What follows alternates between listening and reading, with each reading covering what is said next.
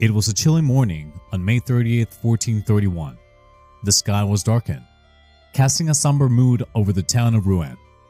The streets were unusually crowded as people gathered in a large square. The air was filled with the murmur of the crowd and the distant sound of church bells tolling. In the center of the square, men were busy stacking wood around a tall stake. A woman, dressed in a simple tunic, was led into the square. She was then tied securely to the wooden post, the ropes biting into her skin. The executioner lit the torches, and the fire began to climb. The woman sighed, contemplating her final moments as the flames began to caress her skin. She let out a loud cry, and then she remembered. She cried even louder in the battlefield as she became the savior of France.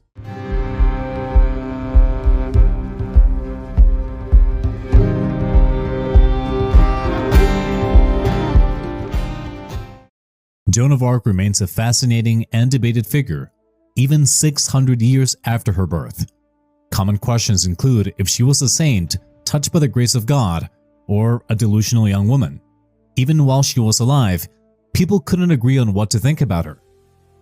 Joan was born in 1412 in a France that was divided by war. There was a temporary peace in the long war with England, but the country was still troubled by a conflict between two royal groups, the Armagnacs and the Burgundians. These groups were part of the Regency Council, which was led by Queen Isabel, the wife of King Charles VI.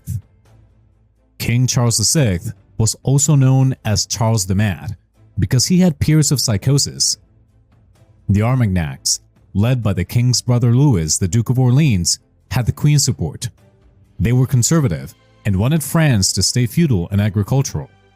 The king's cousin John, the Duke of Burgundy, was allied with the English. Because of close ties to England's wool trade, the Burgundians wanted to develop stronger towns and cities like the English and use farmland for pastures and sheep farms. In 1407, the Duke of Orleans was assassinated on the orders of the Duke of Burgundy. This caused the once minor conflict to turn into a full-blown civil war, leaving France vulnerable to the English. In 1415, England's Henry V invaded, starting the next phase of the 100 Years' War. The Duke of Burgundy stayed neutral, but the French army, mostly made up of Armagnac recruits, was defeated at the Battle of Agincourt. 5 years later, in May 1420, the Treaty of Troyes named the English king and his heirs as successors to the French throne. Meanwhile, in a small village in Lorraine, in northeastern France, Joan was growing up. Her father was a farmer and a local official. Her mother taught Joan all the typical domestic skills. She was known as a religious girl who regularly went to church and loved the stories she heard from the priest about God. In 1425, when Joan was 13, her village was raided by a gang of cattle-stealing mercenaries. The animals were eventually brought back, but the incident only made people more convinced that peace would only come if the English invaders were gone. The village had stayed loyal to the crown, even though it was surrounded by Burgundian territory and had endured many raids at this point. The people, however, had hope, and they remembered a prophecy allegedly made by the famous Arthurian wizard Merlin. He foretold that France will be lost by a woman, but it will be saved by a virgin from the borders of Lorraine. The first woman was believed to be Queen Isabel, but who was the second? One summer day after the raid, while Joan was working in the garden, she was surprised by a sudden blinding light near the church. In the glare, she saw the towering shape of an angel. Instinctively, she knew that it was the Archangel Michael. He was joined by two other figures, whom she recognized as saints, Catherine of Alexandria and Margaret of Antioch. Joan fell to her knees in terror, but the saints reassured her that they had been sent by God with an important mission for her. He wanted her to drive the English out of France and see that a previously disinherited noble by the name of Charles be crowned at Rheims Cathedral. The figures then disappeared, but over the next 3 years, they kept reminding her of the importance of Charles becoming king. They kept telling her that she would lead the French army to victory against the English. Joan kept her visions and voices a secret most of her life, but that later changed in 1428. The English landed in force, starting the siege of Orleans. This strategic city was the gateway to central France. The English and their Burgundian allies controlled the rest of northern France, including Paris. Inspired by her voices, which became more insistent, she went to the military garrison in Vaucouleurs that was still loyal to Charles.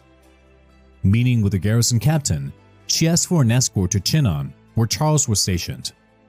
The garrison captain naturally sent the teenager away, believing that she was just a crazy peasant girl. A few weeks after returning home, the war came to Joan's village. The Burgundians and English attacked Vaucouleurs and the surrounding villages, punishing the residents for their continuing support of Charles. Once again, Joan left her village in January of 1429. It would be the last time she saw home. Joan once again asked the garrison captain to meet Charles, making a prediction that his forces were about to suffer a terrible defeat. In the meantime, hundreds of miles away at the Battle of Rouvray, Charles's men were being routed by the English. When news of the defeat reached him, the captain realized her prediction had come true, so reluctantly he listened to her. She would then travel 300 miles for her meeting in the company of 2 knights. As an extra measure of protection, she was disguised as a man. When the people of Vaucouleurs heard her story, they were instantly moved, so they decided to band together to provide her with clothing, a horse, and also a sword.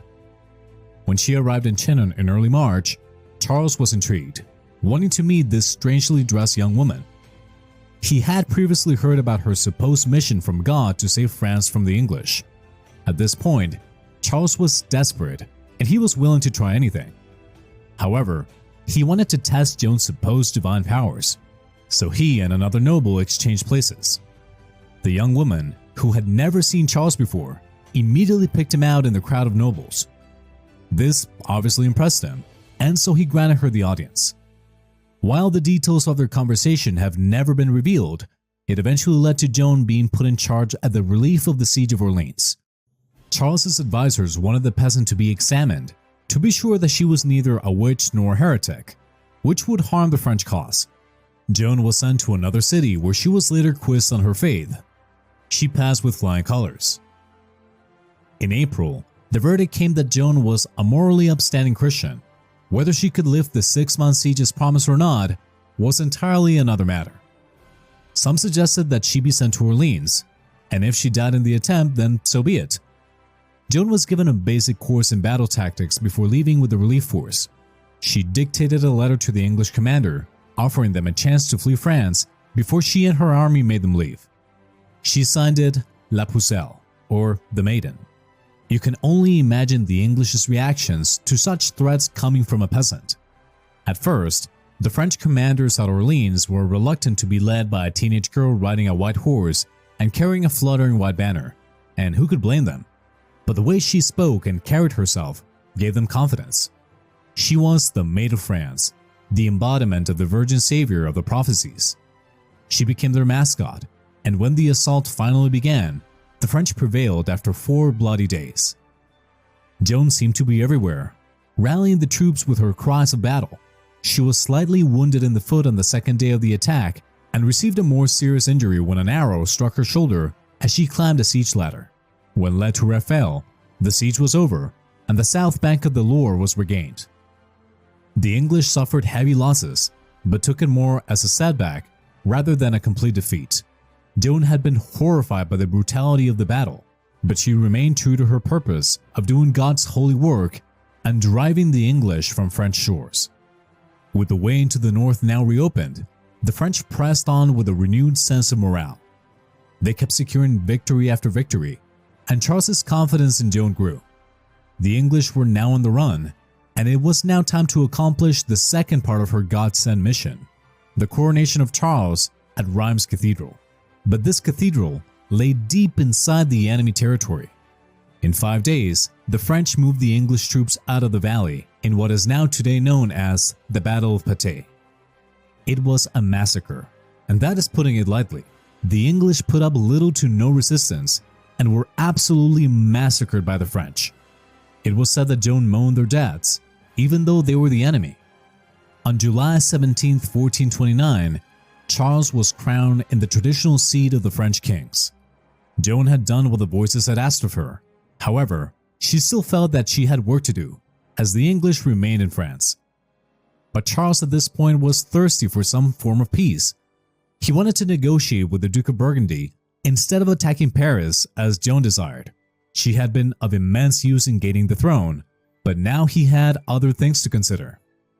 As a thanks, he ennobled her family and even granted tax-free status to her village. Charles would have loved it if Joan just quietly disappeared, but that was not happening anytime soon. Within a short while, she went from being indispensable to Charles to gradually becoming a liability for the new king.